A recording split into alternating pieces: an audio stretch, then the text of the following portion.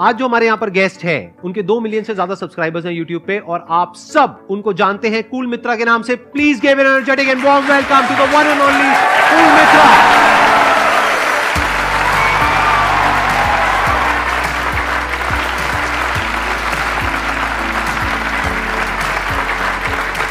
Please आइए। Thank you sir. Session शुरू उससे पहले मैं कुछ कहना चाहता हूँ। जब मैं 11th क्लास में था तो आपका सेशन देखा था मैंने, अनस्टॉपेबल। उसका मैंने कुछ पार्ट एज इट इज़ लेकर मैंने अपने स्कूल में स्पीच दी थी। जब मैं स्टेज पे स्पीच देने के बाद नीचे उतर रहा था तो मुझे एक दिखा लोगों की आंखों में कि मैंने उनको सपने दिखा दिए। तब आप जो कहते हो ना सर कि अंदर की आवाज़ सुनो, अंदर की आवाज़ सुनो, तो उस वक्त स्पीच देने के बाद में जो 5 सेकंड की एक आवाज़ थी मेरे अंदर की, वो मैंने उस वक्त सुनी थी। तो सर जब मैंने चैनल स्टार्ट करा फिर बाद में और चीज़ें होने लगी और आज मैं यहाँ तक पहुँच चुका हूँ उस चीज़ की वजह से, क्योंकि मैंने अंदर की आवाज़ उस वक्त सुनी थी।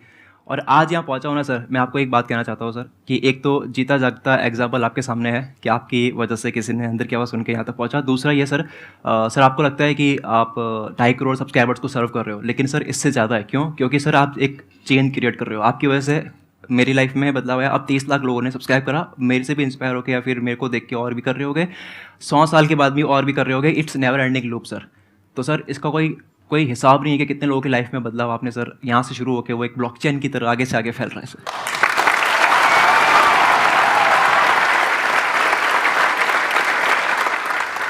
और ये जो आप बात कह रहे हो ना, ये सपना आज से 10 साल पहले मैंने देखा था। आप में से कितनों ने मेरा लास्ट लाइफ चेंजिंग सेमिनार देखा है, 2 घंटे वाला जो है? उसमें एंड में मैंने एक लाइन बोली थी, वो ही मेरा सपना है और वो ही था और वो ही रहेगा। वो क्या बोला था मैंने, किसी को याद है? ये दुनिया बदलेगी।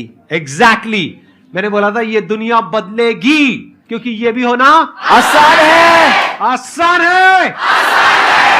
इससे पहले कि आप लोग क्वेश्चंस पूछे, आप थोड़ा सा अपनी जर्नी के बारे में बताएंगे? सर जब मैं 6th क्लास में था, एक स्पीच देखी थी टीवी पे, जब जोएल ऑस्टिन जो बता रहे थे, मुझे समझ कुछ नहीं आ रहा था, लेकिन उस वक्त मेरे को लगा कि ऐसा कुछ मेरे को करना है आगे जा करके। उसके बाद में मैंने टेक्स्ट में काम करना स्टार्ट करा, यानी कि ब्लॉगिंग। तो मैं 10th तक ऐसा हो गया था कि घर से पैसे लेने बंद कर लिए थे। उसके बाद में जब मैं 11th में आया तो वही सेमिनार करा था मैंने, एक छोटा सा, मतलब अपनी स्कूल में, वही अनस्टॉपेबल से इंस्पायर हो गया। उसके बाद जब मेरे को लगा कि अंदर की आवाज़ मेरी ये है कि मैं अच्छे से ये कर पा रहा हूँ और ऐसा कुछ आई थिंक मैं कर सकता हूँ, तो मैंने अपना यूट्यूब चैनल स्टार्ट करा। फिर जब चैनल स्टार्ट करा तो मैंने कॉपी राइटिंग और सेलिंग ये सब सीखनी स्टार्ट करी। तो अभी एक नंबर ये है कि मैंने 6 महीने में 1 लाख से ज़्यादा कॉपीज़ जो है सेल करी अपने चैनल पे, e book digital version. Then मैंने जब प्रिंट वर्जन लॉन्च करा अमेजन पे, तो मैं अमेजन पे 2 बार ही बेस्ट सेलिंग ऑथर बना।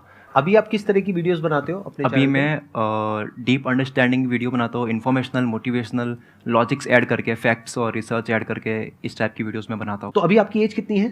22-23, 22.5। यूट्यूब चैनल आपने अपना कब शुरू किया था? 17।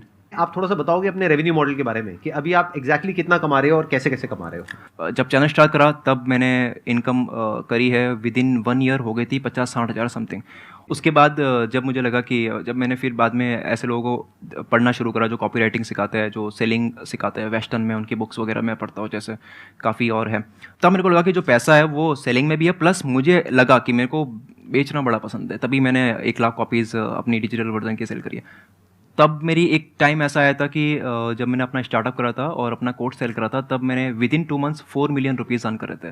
दैट मीन 40 लाख 2 महीने के अंदर कमा लिया। लेकिन लास्ट 4 मंथ से I am not making much money from content. उसके पीछे क्या रीज़न है? उसके पीछे का ये रीज़न है सर कि ना, मैं 2021 में जब बहुत ज़्यादा सेल कर रहा था प्रोडक्ट्स, कोई भी किसी भी तरीके से, तो मुझे लगा कि आई थिंक सैचुरेशन बहुत जल्दी आ रहा है। तो मुझे लगा कि अब आई थिंक मुझे 2 या 3 साल तक, या फिर हो सकता है कि इसके कम, ऐसा मेरे को लग रहा है कि मेरे को बहुत ज़्यादा स्टडी करने की ज़रूरत है, कि अपने नॉलेज, जो मेरी कुल्हाड़ी की धार तेज़ करने की ज़रूरत है। मेरे को लग रहा है कि मेरी कुल्हाड़ी की जो धार है वो थोड़ी सी हो गई है, तो उस पर काम करने की ज़रूरत है और थोड़ा और मेरे को सर्व करना है free content. Then I think after 1 year I will be, मतलब अपने फनल को और बड़ा करना है बेसिकली। राइट। देखो अभी जो उन्होंने कहा है, मैं थोड़ा सा एक्सप्लेन कर देता हूँ सिंपल भाषा में कि ये क्या कह रहे हैं। देखो होता क्या है कि YouTube पे जब आपका एक सब्सक्राइबर बेस बन जाता है, मानो इनका 2 मिलियन का सब्सक्राइबर बेस बन गया, फिर इन्होंने अपने कुछ प्रोडक्ट सेल करे, यानी कुछ कोर्सेज सेल करे, कुछ बुक सेल करी, जिसकी वजह से एक बार एकदम से बहुत ज़्यादा इनकम आई। तो फिर क्या होता है कि हमको ये लगता है कि वो इनकम ऐसे ही रहेगी, जबकि ऐसा होता नहीं है, क्योंकि जो 20 लाख लोग हैं उसमें से कुछ परसेंटेज लोगों ने वो ले तो लिया, लेकिन फिर एक सैचुरेशन पॉइंट आ गया, क्योंकि जिसने एक बार ले लिया वो दोबारा थोड़ी ना लेगा। बिल्कुल। सेम चीज को। बिल्कुल। तो उसकी वजह से इन्होंने यूट्यूब पे ध्यान कम दिया, तो यूट्यूब से इनकम गिर गई, कोर्सेज से इनकम बढ़ गई, बट कोर्सेज में भी अब एक सैचुरेशन पॉइंट आ गया। अब ये कह रहे हैं कि अब मैं वापस से यूट्यूब पे ध्यान दूंगा, ताकि फ्री कंटेंट दे करके एक फनल वापस से बड़ा होगा और फिर मैं कुछ और करूंगा। बिल्कुल सर, बिल्कुल। तो अब ना जितने लोग यूट्यूब पे शुरुआत करना चाहते हैं उनके लिए लेसन भी कह सकते हैं कि अब लोगों का अटेंशन स्पैन जो है ना वो बहुत कम हो चुका है। तो आप स्क्रिप्ट लिखो ना, तो मैं क्या करता था कि आधे घंटे में स्क्रिप्ट लिख दी और उसको रिकॉर्ड कर दी, एडिट कर दी, डाल दी। पर अब क्या करता हूँ, स्क्रिप्ट लिखने के बाद में 2-3 बार बैठता हूँ कि इसको कितना कम कर सकता हूँ मैं। तो जितना हो सकता है उतना कम करने की ट्राई करता हूँ। वहाँ पे करेज भी चाहिए। कई बार हमें लगता है कि यार ये बड़ी अच्छी लाइन है, कैसे हटा दो, बट अगर वो फ्लो खराब कर रही है तो हटानी पड़ती है। वो हटाने के बाद में आप अब रिकॉर्ड कर दिया, एज इट इज़ रिकॉर्ड कर दिया। मैं एज इट इज़ रिकॉर्ड करता हूँ क्योंकि मेरे को चाहिए कि एक वर्ड भी एक्स्ट्रा ना बोलूँ। जब वो रिकॉर्ड हो जाता है तो ट्रिमिंग के वक्त भी हम और कट करते हैं। उसके बाद में जब वीडियो एडिटिंग हो रही होती है तब भी हम और कट करते हैं कि चलो ठीक है, अब वीडियो एडिटर के लिए भी वो करेज है कि उसने अच्छा कोई एडिट करा, वो भी हमें हटाना पड़ता है। तो ऐसा हो रहा है कि हम जब मान लो कोई वीडियो पूरी बन जाती है 16 मिनट्स की, तो हम उसको कम करते करते 8-10 मिनट तक लेके आ जाते हैं। ऑन एन एवरेज आप एक हफ्ते में कितनी वीडियोस अपलोड करते हो अपने चैनल पे? वीक में सिर्फ एक वीडियो 5 बजे शाम को। वीक में सिर्फ एक वीडियो शाम को 5 बजे? कौन सा? संडे क्यों चूज किया आपने? बस ऐसे ही संडे कर लिया क्योंकि एक तो ये कि मतलब मॉर्निंग करना था, बट इसलिए नहीं करा क्योंकि अगर वीडियो में और गलती हो, अगर और कट शॉट कर सकते हैं तो मॉर्निंग में और बैठूंगा 5 बजे तक उसको और कट करने के लिए।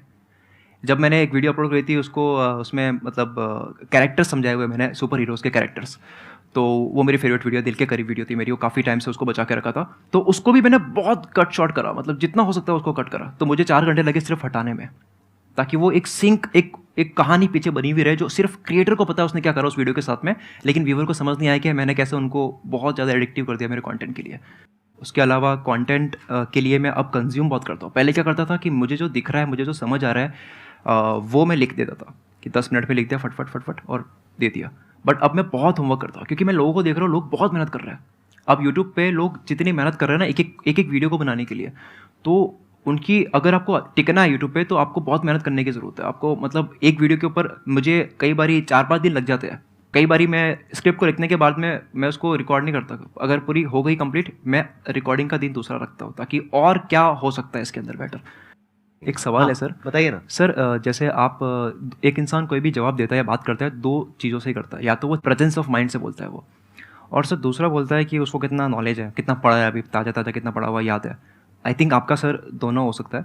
बट जब आप सेमिनार सब करते थे तो ज़्यादा क्या होता था सर, आप पूरी प्रिपरेशन करके जाते थे और उसके बाद में एज इट इज़ परफॉर्म करते थे? क्योंकि आपको भी सर उस टाइम ये रहा होगा ना कि अगर 2 घंटे का बहुत बोल दूंगा तो वीडियो अपलोड होनी है, तो कट शॉट आपका भी दिमाग में सर आ रहा होगा। सो मेरा क्वेश्चन ये है कि क्या आप एज इट इज़ बोलते थे या फिर आप चेतना से अपनी ऑन द स्पॉट भी चीज़ें बदल के बोलते थे? जब मैंने शुरुआत करी थी अपने करियर की यूट्यूब में, वैसे तो इसको करियर कहना ठीक नहीं होगा, मेरे पैशन की ये जब मैंने शुरुआत करी थी दिल की तो उस वक्त बेसिकली जो मैं बोलता था, स्पीचेस जितनी भी है मेरी, उसमें कॉम्बिनेशन है, कुछ मैंने कहीं से पढ़ा है, कुछ मेरा अपना एक्सपीरियंस है, और सबका मिक्स एंड मैच करके मैं माइंड मैपिंग करता था। याद मैंने कभी कोई स्पीच नहीं करी, कभी कोई नहीं करी है, कभी नहीं। मतलब एक पेपर के ऊपर माइंड मैप बनता था।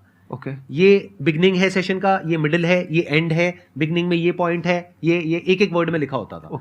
तो वो माइंड मैप मेरे माइंड में छप जाता था, और फिर जब मैं जाता था स्टेज पे तो वो माइंड मैप पूरा कंप्लीट हो जाता था। सो बेसिकली उस टाइम पे आप कह सकते हो जो रेशियो थी नॉलेज की और एक्सपीरियंस की, दैट वाज 50-50, जिसको आप चेतना वर्ड यूज कर रहे हो। यानी 50% मैंने कहीं बुक से पढ़ा है, कहीं से सीखा है, किसी से सुना है, समझा है, व्हाटएवर। 50% मेरा अपना एक्सपीरियंस।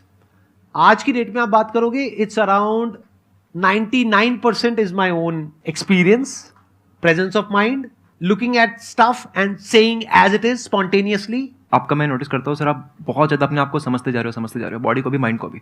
आपकी कुछ वीडियोस भी है जहाँ पे आप बॉडी माइंड की भी बात कर रहे हो, और आपने गेस्ट को इनवाइट भी करा है जो एक्सपर्ट है इस फील्ड में, और वो आप समझ भी रहे हो इस चीज़ को। तो सर ये कितना मैटर करता है? ये बॉडी को समझना is like kind of overrated. बहुत सारे ऐसे लोग हुए हैं पास्ट में, अगर आप देखोगे उनकी बॉडी ठीक नहीं थी लेकिन mind wise they were brilliant people. तो it is not a prerequisite कि आपकी बॉडी बहुत फिट होगी तो आप बहुत अच्छा सोच पाओगे। बहुत लोग हैं उनकी बॉडी बहुत फिट है, जब मुंह खोलते हैं तो गंद निकलता है।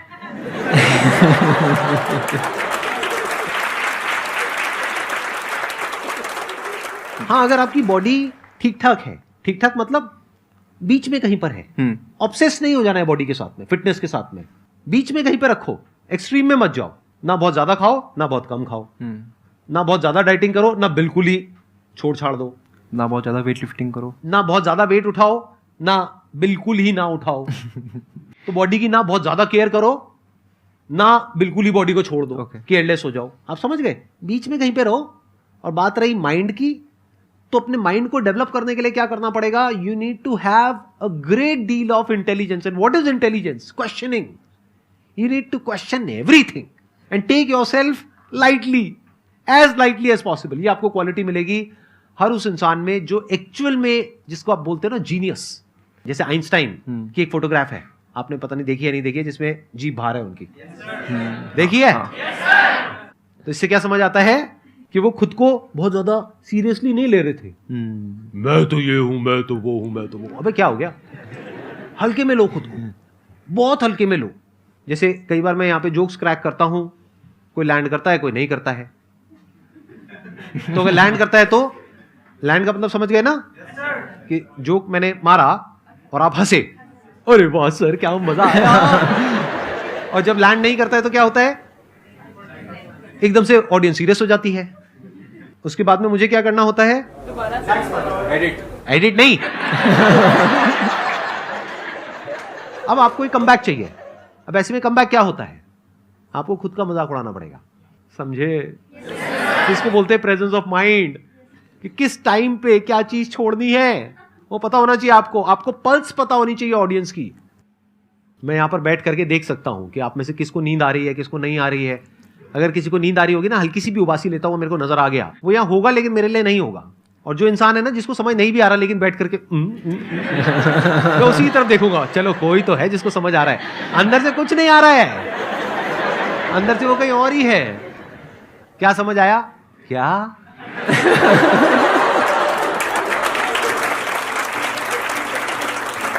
Thank you so much for coming. It was pleasure meeting you and pleasure talking to you.